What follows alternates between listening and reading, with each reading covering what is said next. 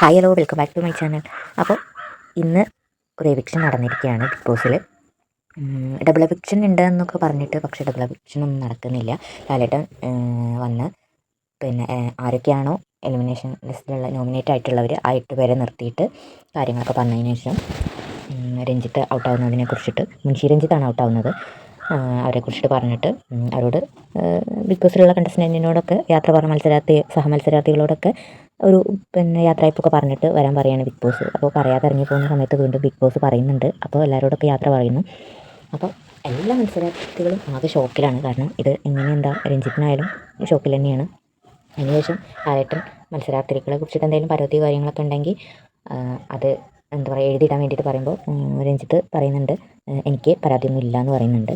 അപ്പോൾ ഇപ്രാവശ്യം ഒരാളെ എവിക്ഷൻ ലിസ്റ്റിൽ വന്നിട്ടുള്ളൂ, ബാക്കിയുള്ളവരൊക്കെ സേഫ് ആയിട്ടുണ്ട്.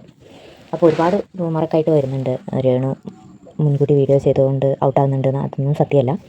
അപ്പോൾ ഇപ്രാവശ്യത്തെ ഈ ഒരു സീസൺ 7 ലാലേട്ടൻ എല്ലാവരെയും ഒരുപോലെ കുടഞ്ഞിടുന്നുണ്ട്. രേണു ചെയ്ത കാര്യം ചോദിച്ചു, അക്ബർ സെപ്റ്റി ടാങ്ക് എന്ന് രേണുവിനെ വിളിച്ചപ്പോൾ അതിനെക്കുറിച്ച് ചോദിച്ചു, മിസ്റ്റർ അപ്പീന്ന് ആദിലനൂറ പറഞ്ഞപ്പോൾ അതിനെക്കുറിച്ച് ചോദിച്ചു.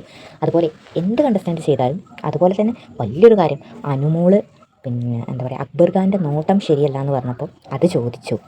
അപ്പോൾ ഈ പ്രാവശ്യം എല്ലാ കാര്യങ്ങളും ഒരാൾക്കും ഒരു ഫേവറിസം കൊടുക്കുന്നില്ല. കഴിഞ്ഞ പ്രാവശ്യമൊക്കെ നമുക്ക് തോന്നുമായിരുന്നു ഒരാളെ ഭയങ്കരമായിട്ട് ചോദിക്കാൻ, മറ്റുള്ളവർ എന്ത് ചെയ്താലും ചോദിക്കാത്ത പോലെ അങ്ങനെ പ്രേക്ഷകർക്കിടയിൽ ഒരു സംസാരമൊക്കെ ഉണ്ടായിരുന്നു. ഈ പ്രാവശ്യം എന്തൊരു കാര്യം ഉണ്ടെങ്കിലും അതിനൊരു ക്ലാരിറ്റി എന്നോണം പ്രേക്ഷകർക്ക് കൊടുക്കുന്നുണ്ട്. പ്രേക്ഷകരുടെ അഭിപ്രായം മാനിച്ച് തന്നെ മോഹൻലാൽ പെരുമാറുന്ന പോലെ ഒരു ബിഗ് ബോസ് സീസൺ 7 ആണ് നമുക്ക് കാണാൻ കഴിയുന്നത്. അപ്പോൾ ഈ പ്രാവശ്യത്തെ ഈ വീക്കെൻഡിലുള്ള ഒരു ആൾ ഔട്ടായി പോയിട്ടുണ്ട്, മുൻഷി രഞ്ജിത്ത് അത്ര ഒരു ഭയങ്കരമായിട്ട് ഈ ഒരു ഫ്ലോറിൽ വന്നിട്ട് കണ്ടൻ്റ് ഒന്നും ചെയ്തിട്ടില്ലെങ്കിലും ഒരാഴ്ച കൊണ്ടൊന്നും ഒരാളെ വിലയിരുത്താൻ കഴിയില്ല. ഒരുപാട് പൊട്ടൻഷ്യലുള്ള ഒരു ആളായി തന്നെ എനിക്ക് തോന്നി. പക്ഷേ രഞ്ജിത്തിന് ഒന്നും ചെയ്യാൻ പറ്റിയില്ല എന്നുള്ളതാണ് സത്യം.